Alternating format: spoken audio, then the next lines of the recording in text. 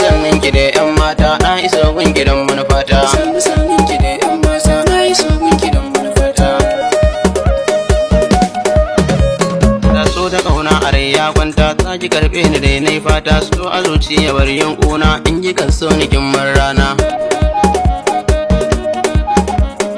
Ran da na ganki har na shirya, zuciya ta take yin zariya. In na taso kamar in juya, dan ina son ki ne yan mata. Sannin ki da yan mata na iso gun gidan manufata.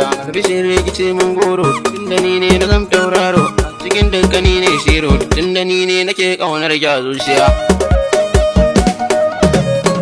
Tunda na ce ina kaunar ki a zuciya ta kuma tamkar ki, mene kike so fadan in ba ki bebiya, za ki zama matata. Sannin ki da yan mata na iso gun gidan manufata. Dan ina son ki zama miki kishi, wanda ya so ki ne zan so shi, wanda ya ce baki ba in bar shi, ni nake so da gaske na furta.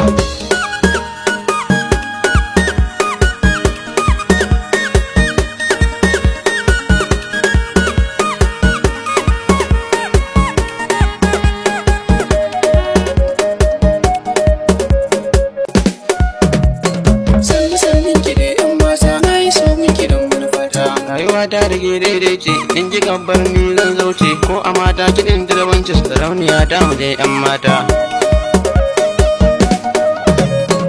Ni a kan kyanki ne zan ce, ki kawai kyanki ma baiwa ce, ko wajen tambayar gida wance, haƙuri gun kiga alkunya. Sannin ki da yan mata na iso gun gidan manufata. Rayuwa ta da ke na shirya, a gida na ki zo ki juya, zamani ya wuce mai laya, inda ke ba a zancen juya.